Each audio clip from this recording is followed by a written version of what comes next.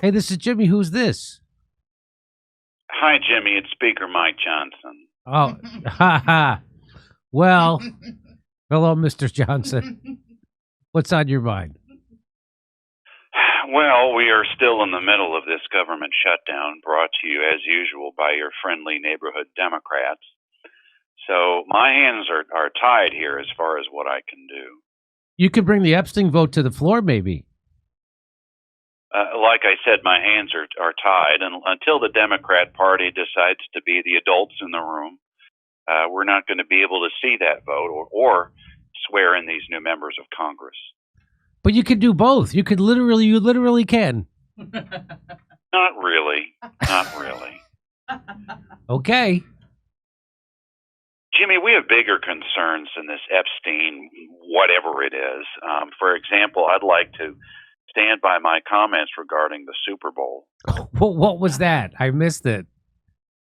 Well, it has to do with the NFL's questionable choice for musical act for the Super Bowl halftime show. As everyone now knows, the NFL went with Bad Bunny. Are you familiar? No.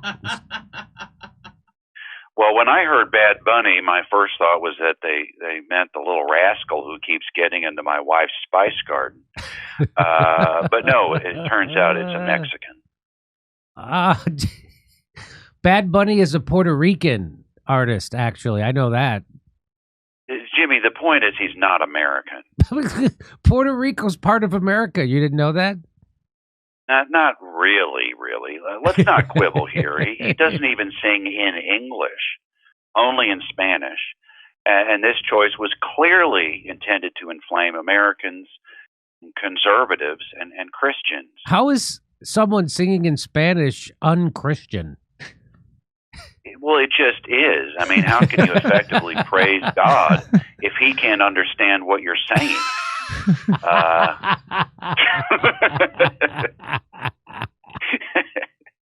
Anyway, I was quoted, that's how I was quoted, and I stand by this quote, that Mr. Bunny is not the correct choice for the Super Bowl because there's going to be a lot of young people watching.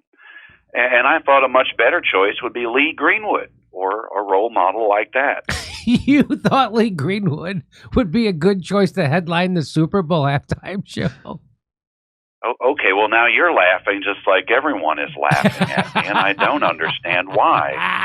Lee Greenwood is very popular with the young people, much more so than this Bad Bunny character.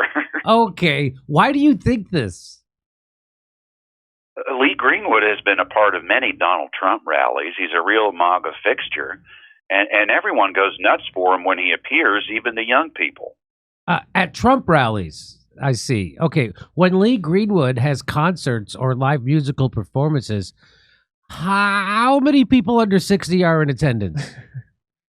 Well, I personally wouldn't know that. Those types of events start way too late for me and my wife. Okay, I guarantee you there are no young people there at all. Meanwhile, Bad Bunny is one of the top 3 streamed artists in the world, Mr. Speaker. Well, I don't think that's a really fair way to gauge the popularity of a musical artist. Well, yes, it is. It's the main way, actually.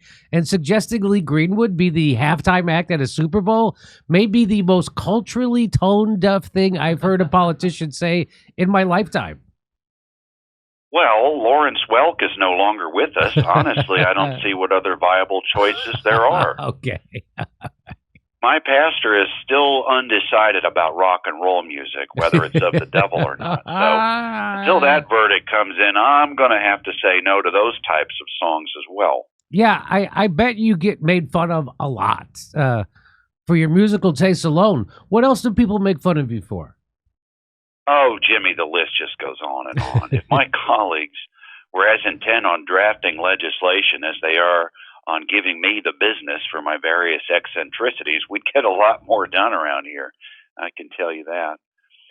For example, I eat cream of wheat and a canned peach in half for every meal. Oh, God. Ugh. Every single meal.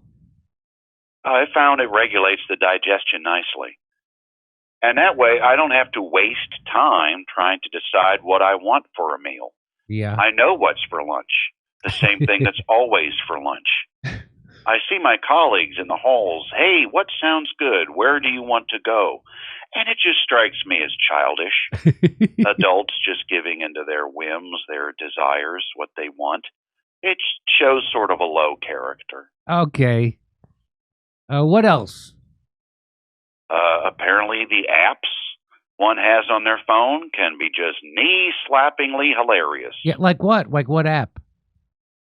Well, I have a lot of apps on my smartphone. I'm a bit of a tech geek, I'll admit. And one slipped on there called Grindr, I think it's pronounced. And one congressman got wind of that, and everybody had a grand old time. Mr. Speaker, do you know what Grindr is? Well, of course I do. It's an app that tracks homosexuals and alerts you when one of them is in the vicinity so you can avoid them. It's a way to stay away from gay men. Apparently, I'm told some people use it in a different way, but they're not using it correctly. I am. How did your colleagues figure out Grindr was on your phone?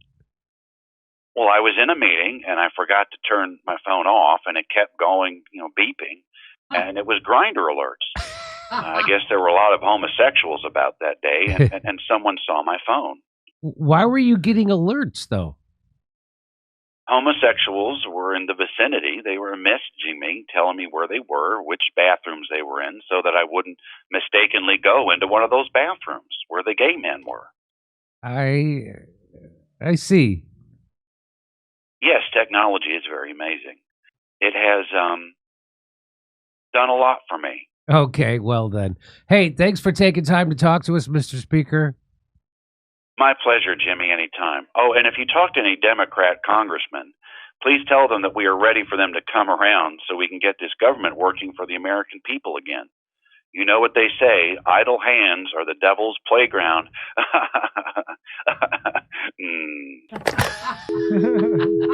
October 19th, we'll be in Irvine, California. Then we'll be in Australia. Then we'll be in Burbank, California the day after Thanksgiving. And then Pottstown, Pennsylvania, December 6th. Go to jimmydore.com for a link for tickets.